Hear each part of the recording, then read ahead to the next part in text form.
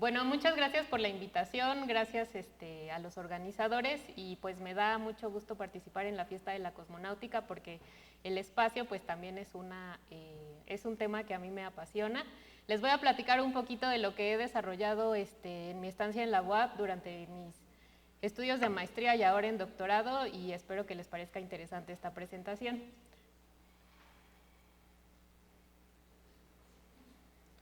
Bueno, la ponencia tiene como título El sentido del equilibrio en el espacio. Y bueno, para comenzar quisiera mencionarles que la postura humana, bueno, la postura en todos los vertebrados y específicamente en los mamíferos, involucra tres sistemas principalmente, que son el visual, el vestibular y el propioceptivo. El visual pues es el de los más importantes porque bueno, se pueden afectar estos dos de manera gradual y el visual es el que va a rescatar esta habilidad de que nosotros podamos estar en bipedestación, que es como actualmente, bueno, como todos andamos, ¿no? Sobre nuestras extremidades inferiores. Entonces, bueno, todos sabemos, bueno, no sé si lo sepan o no, pero el secreto para girar y no caerse, pues es fijar un punto, ¿no? Entonces, fijar un punto con la vista y entonces pueden girar y no se marean y de esa manera no caen. Esto nos habla de la relevancia que tiene el sistema visual pues en el equilibrio y en el balance postural. Entonces, también está implicado el sistema vestibular, del cual les hablaré un poquito más, más adelante. Y finalmente está aquí el propioceptivo, que es el muscular. Si nosotros cerramos nuestros ojos y, no sé, levantamos los brazos o hacemos movimientos, podemos identificar exactamente dónde están nuestras extremidades, gracias a que dentro de los músculos están estos sensores que son los usos musculares y de esta manera podemos identificar dónde está nuestro cuerpo en el espacio. Entonces, estos tres sistemas, cuando están saludables, pues nos permiten estar en equilibrio postural. Bueno, el sistema vestibular está integrado, bueno, más bien participa en diferentes funciones. Su función principal es codificar eso que nosotros entendemos como desplazamiento, lo codifica en frecuencia de disparo. Por ejemplo, todos sabemos sobre los potenciales de acción de las neuronas, etcétera, ¿no? Entonces, las neuronas lo que van a hacer es que con su frecuencia de disparo van a codificar todos los desplazamientos que nosotros podemos realizar. Bueno, esta codificación va a ir a los núcleos vestibulares que están en el tallo cerebral y de aquí los núcleos vestibulares van a participar en otras funciones como son la estabilización de la mirada, el balance postural, que es esto que les digo de estar nosotros en bipedestación o sobre nuestras extremidades inferiores, y también la construcción de un mapa en el espacio. Nosotros, por ejemplo, esta es la primera vez que yo vengo a la Facultad de Ciencias, entonces, como es la primera vez, ya hice dentro de mi mente pues un mapa, ¿no? Un mapa y lo hacemos todos, y entonces el sistema vestibular también está involucrado en la construcción de este mapa interno que tenemos de todos los lugares a los que vamos.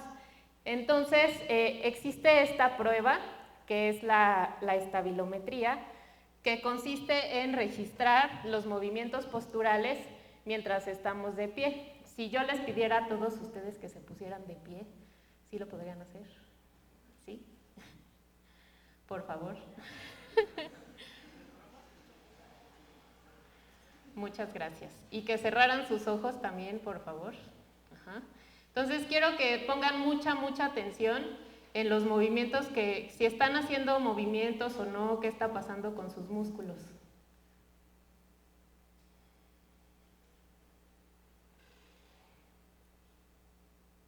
A ver, abran los ojos. ¿Qué notaron? ¿Sí se activan los músculos o no? Están todo el tiempo ajustándose, ¿no? Para justamente mantener el balance y que ustedes puedan permanecer de pie. Estamos fijos aparentemente, pero en realidad de manera continua los músculos se están ajustando. Ya se pueden sentar, muchas gracias. Ok, entonces el registro de estos desplazamientos se llama estabilometría. Si se dan cuenta, aquí esta mujer está en esta posición que se llama de Romberg sobre una superficie inestable. Si esta superficie es electrónica, entonces va a estar registrando los desplazamientos de su centro de presión corporal. Y nosotros lo que hacemos de manera natural son estas oscilaciones. Entonces estamos haciendo así como círculos, ¿no? De manera continua. Bueno, entonces, ¿cómo está involucrado el sistema vestibular en esta función? Pues primero les voy a explicar un poco cómo está construido. Consta de los canales semicirculares, que son estos como tipo tubos que están mostrados de este lado, y dentro de estos tubos de los canales semicirculares fluye el líquido endolinfa. Entonces, si se fijan, pues este es un sistema, se podría decir, casi completamente mecánico, porque la inercia del fluido que está recorriendo los músculos, los canales, va a desplazar las células ciliadas que están justamente en esta base. Ajá. Entonces, los canales semicirculares nos van a permitir saber si cerramos los ojos, si estamos diciendo que sí o que no, o estamos girando de esta manera la cabeza, ¿no? Entonces,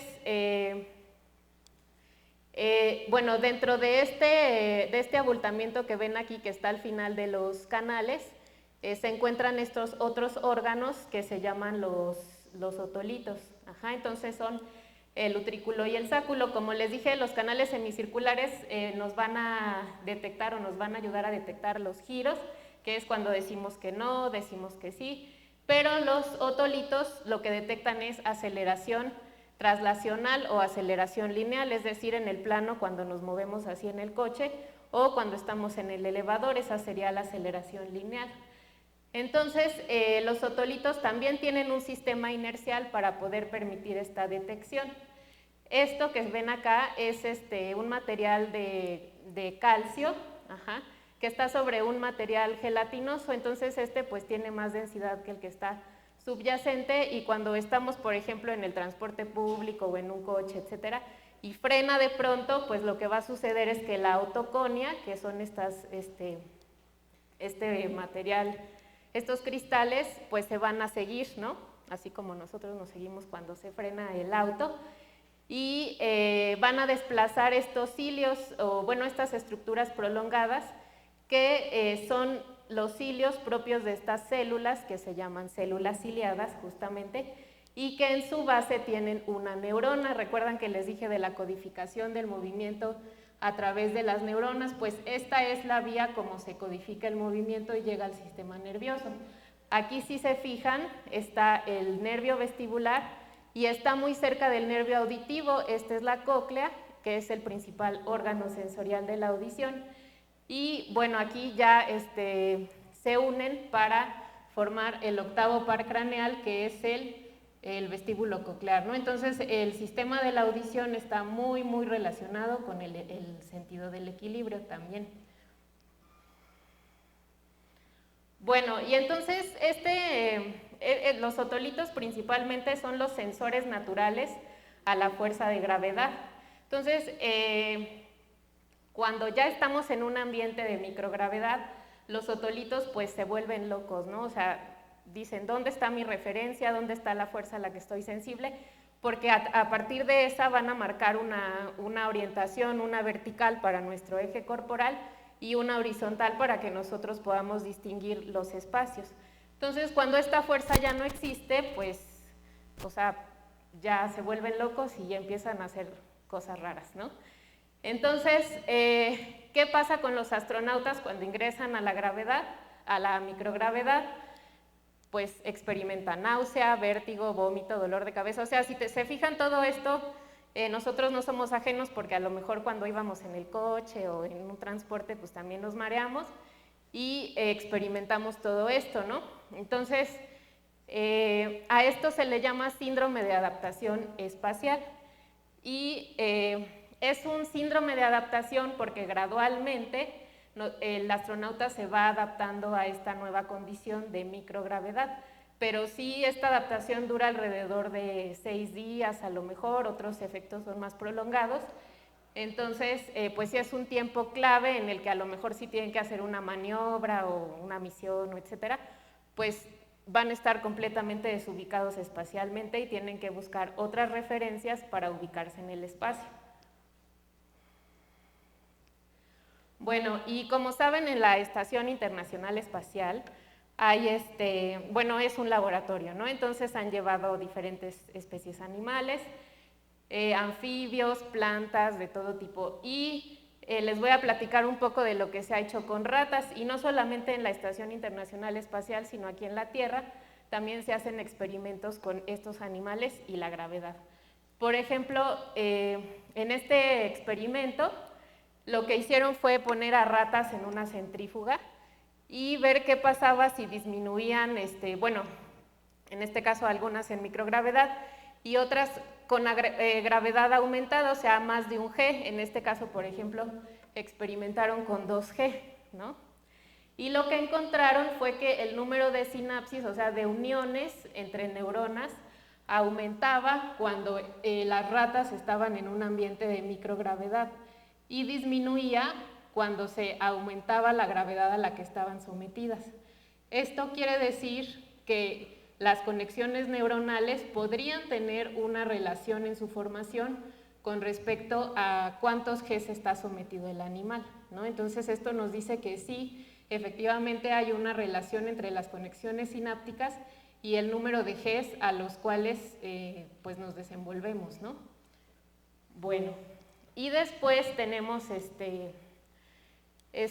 otro ejemplo en ratas en donde, por ejemplo, bueno, no sé si ustedes han hecho la maldad de aventar a un niño que no sabe nadar a una alberca.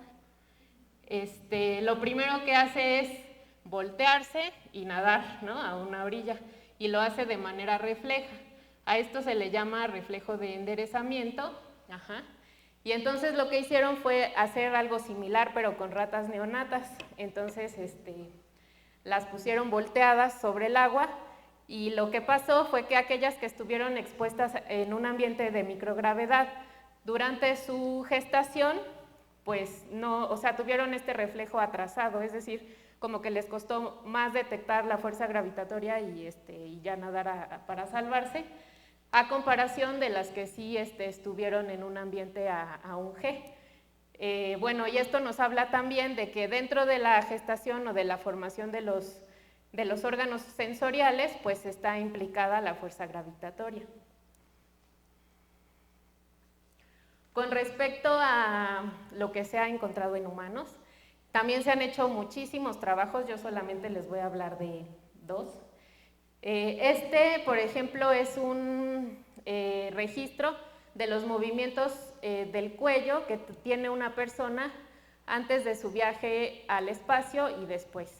Entonces, así como nosotros hicimos este ejercicio de ponernos de pie y ver nuestro desplazamiento, para mantener la cabeza fija, nuestros músculos del cuello pues están haciendo reajustes constantemente. Entonces, vean, este músculo, el esternocleidomastoideo, es muy, muy importante. Es un músculo antigravitatorio súper fuerte porque, o sea, si ustedes lo pueden tocar, es muy ancho y además está insertado hasta acá, hasta la clavícula. Todo el tiempo está levantando nuestra cabeza. Ni siquiera cuando estamos durmiendo descansa este músculo, entonces requiere de mucha fuerza tónica para poder vencer esta gravedad. Entonces, lo que se vio es que los desplazamientos, si ven antes del vuelo espacial, para fijar la cabeza en un solo sitio, pues como que los movimientos son acotados, como que son así oscilantes, etc. Pero vean cuando regresa del espacio, ¿no? Entonces, como que tiene que hacer más ajustes para fijar la cabeza en un solo punto. Entonces, esto nos habla de que las vías sensoriales y nerviosas pues se están alterando, algo está pasando que la exposición a la microgravedad produce estos cambios.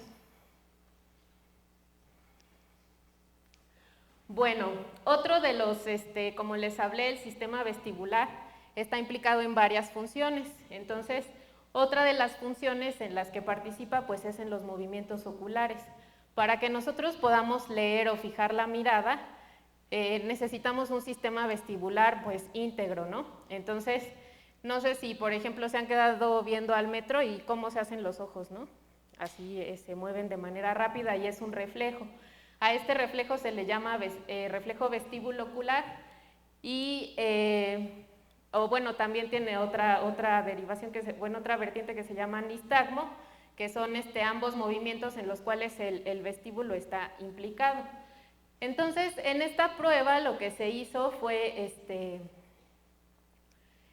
pedirle a cosmonautas, aquí fueron 9 cosmonautas, que realizaran estos ejercicios.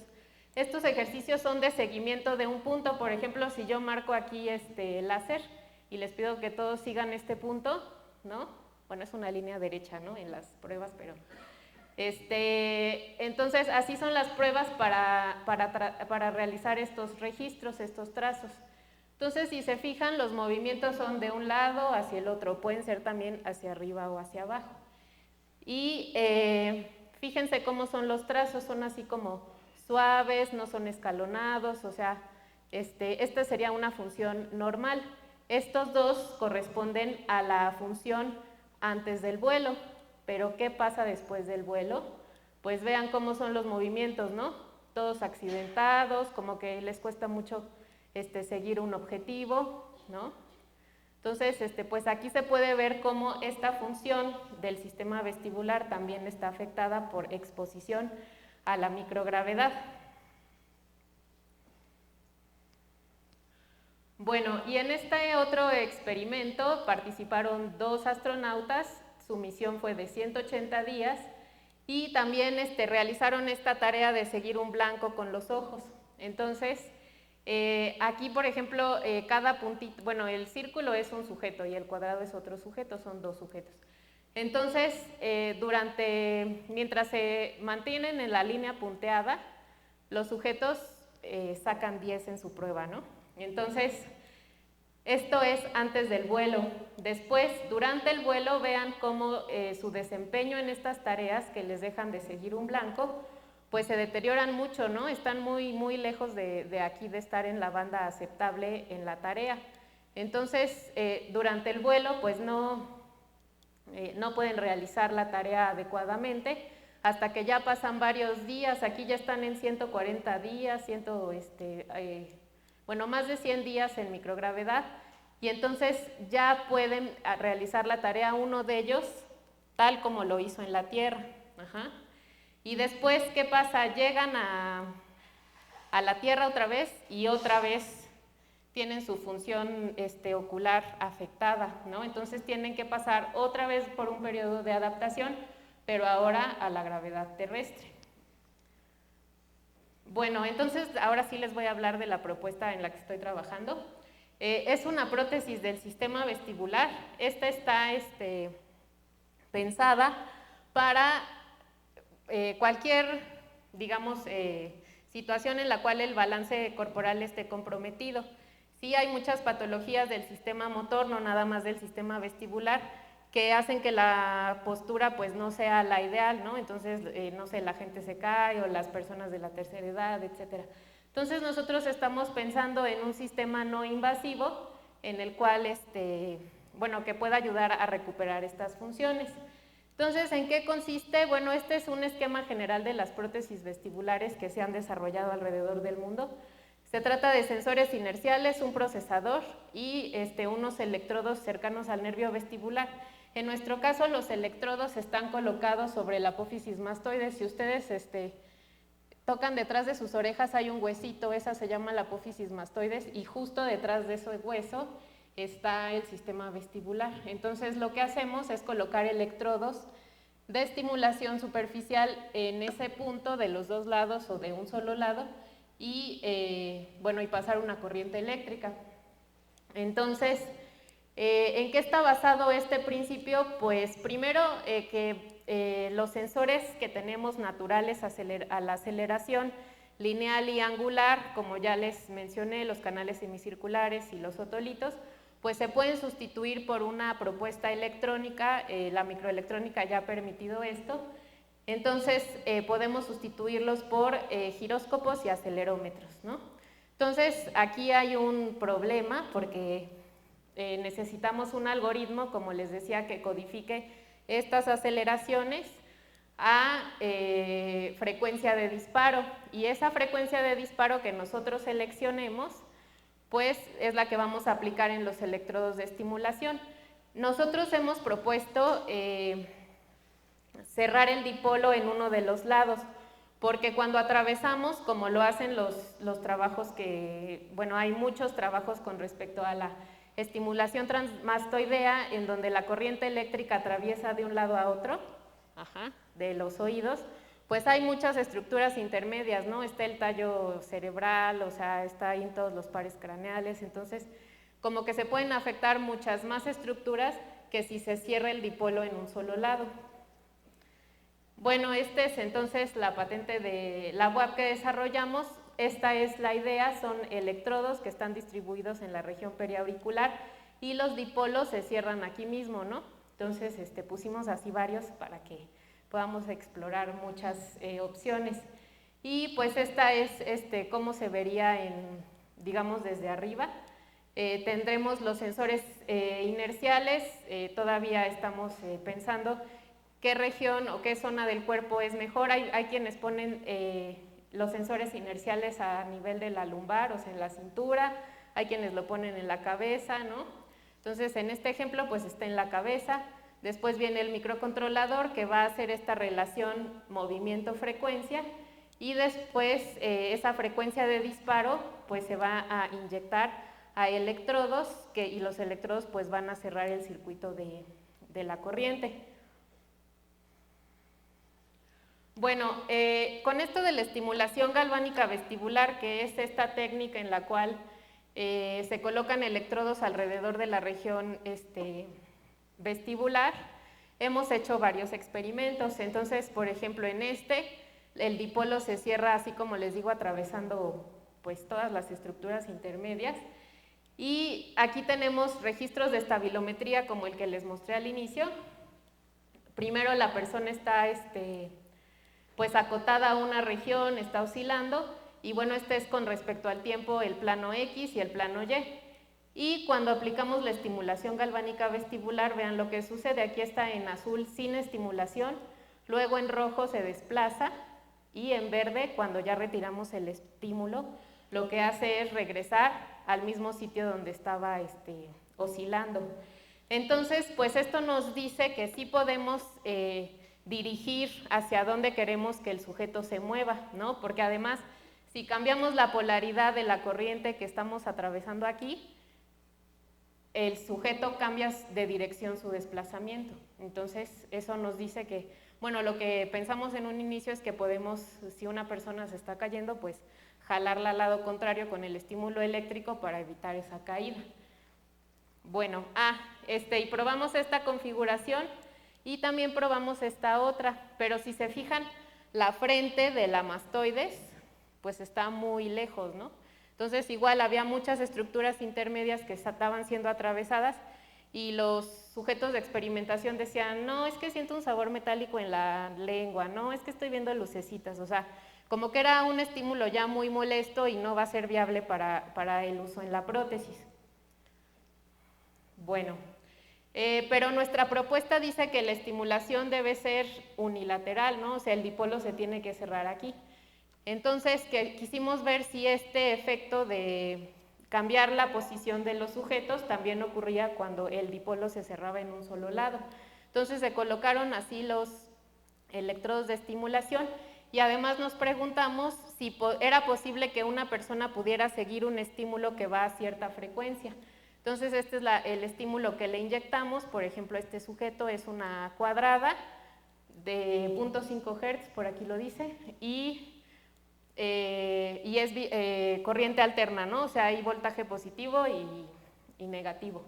Entonces lo que observamos es que durante la estimulación, vean cómo oscila el sujeto, ¿no? O sea, como que sí está más o menos siguiendo la frecuencia de estimulación. Esto nos dice que es posible también controlar los desplazamientos de estas personas estimulando de un solo lado. Por lo tanto, pues esta idea de la prótesis vestibular, pero que solo estimula de un lado, pues es factible, ¿no?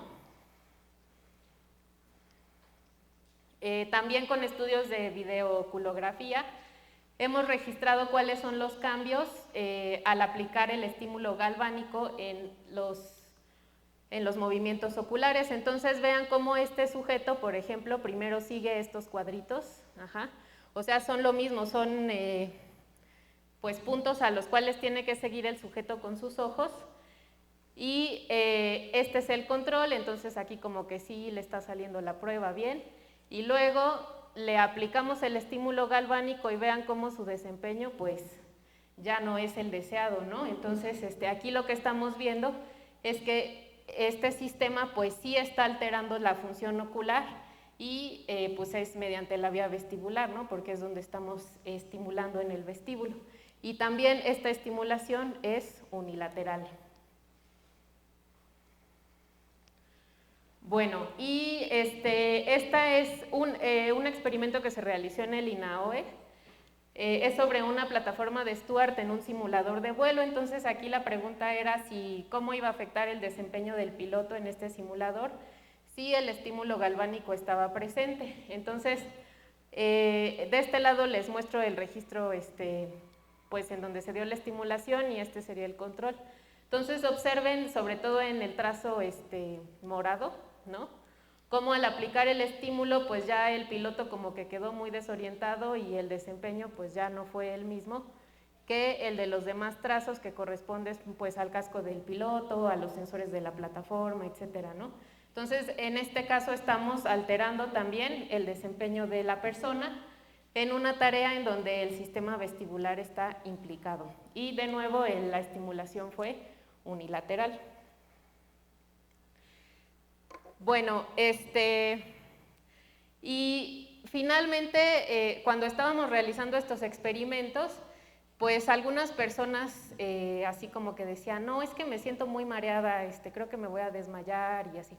O sea, primero fue una persona y luego como que otra así aislada, y se empezó a repetir, no con mucha frecuencia, pero empezamos a encontrar que sí hay algo que está interviniendo con el sistema autonómico, ¿no? Que es el que nos hace pues desmayarnos, ¿no? Entonces, el que regula también esto que se llama el síncope vasovagal, que es el desmayo, y las personas pues tenían así un mareo muy intenso, había que darles una coca, echarles aire, etcétera. Entonces, pues también nos pusimos a explorar estas variables, ¿no? De la frecuencia cardíaca, la presión arterial, y ahorita sí estamos explorando ya pues más formalmente la vía vestíbulo autonómica. No sé si ustedes han visto estos videos de gente que se desmaya en la feria, o que se sube a la catapulta y está gritando y de pronto se desmaya y luego despiertan y empiezan a gritar otra vez, etcétera. Entonces, esa vía de activación se llama vestíbulo autonómica, y es por la hiperactivación del sistema vestibular. Entonces, también hicimos estos registros. Estos fueron con un sistema de estos que miden la presión automatizada, y de este lado les muestro los resultados latido a latido ya en un electrocardiograma. Se midió la frecuencia cardíaca.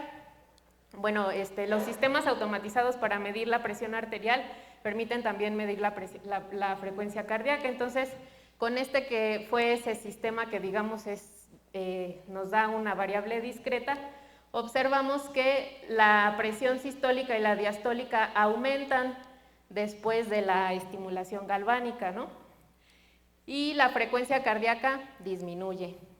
Y de este lado tenemos 10 sujetos a los cuales se les hizo un electrocardiograma, y durante el periodo de estimulación lo que se observó fue que la frecuencia cardíaca disminuye. Entonces, pues aunque fueron dos métodos distintos, uno latido a latido y otro con un sistema automatizado, pues se encontró el mismo resultado.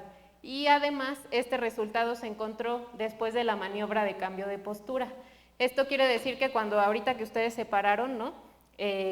Los varorreceptores sintieron como la sangre pues era atraída por la fuerza de gravedad al piso. Entonces lo que hace el corazón es bombear más rápido, ¿no? O bueno, con más fuerza para que se pueda compensar, y la cabeza, que es el órgano más importante, pues nunca deje de estar correctamente irrigado. Entonces observamos que aún después de esta maniobra, que es levantar a un sujeto, la frecuencia cardíaca pues también disminuyó. Entonces, efectivamente, la activación del sistema vestibular está teniendo también un efecto en esta vía, ¿no? Bueno, particularmente en la frecuencia cardíaca.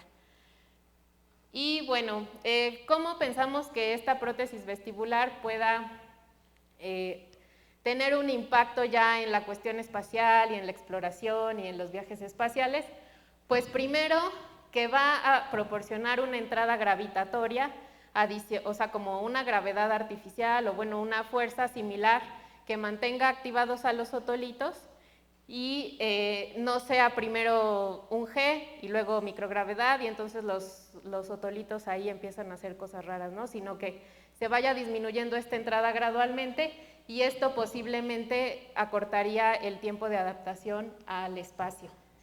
Después, bueno, en los movimientos oculares puede impactar en ejercicios de rehabilitación, etcétera. También en mantener activa la vía vestíbulo-espinal, por ejemplo, en la postura y estos movimientos del balance. Cuando estamos en microgravedad, pues ya no están estos sensores activos, los sensores musculares. Entonces, mediante electricidad, la vía que va del vestíbulo a los músculos posturales, pues podría también mantenerse activa mediante estimulación eléctrica. Y bueno, lo que les contaba de la vía vestíbulo autonómica, que también tiene sus afectaciones en microgravedad, pero pues después contaremos sobre esas afectaciones. Y finalmente, cuando ya se dé todo esto de la exploración a Marte o la Luna o los asteroides, etcétera, pues vamos a estar sí en un campo gravitatorio, pero en uno distinto al de la Tierra, ¿no? Entonces, si de por sí en la Tierra es difícil readaptarse, y no sé si han visto los videos de cuando llegan los astronautas bueno, cuando ya los rescatan, o sea, va todo un equipo como de 60 personas y todos lo asisten, etcétera, pero si los exploradores a Marte llegan a estos lugares, no van a tener nadie que les asista, entonces posiblemente un dispositivo así podría ayudarlos a que pues, se adapten más rápido al nuevo ambiente, a que todo esto ocasionado por la gravedad sea un poquito menos hostil. Entonces, pues estas son nuestras expectativas. Y finalmente, si quisieran consultar un poco más de este proyecto, pues está en el capítulo 9 de este libro de medicina espacial que fue editado en el 2016, me parece. Entonces, fue editado por la Academia Mexicana de Medicina y hay varios proyectos ahí destacados que se están desarrollando en nuestro país, entonces pues les invito a descargarlo. Y eso sería todo. Muchas gracias.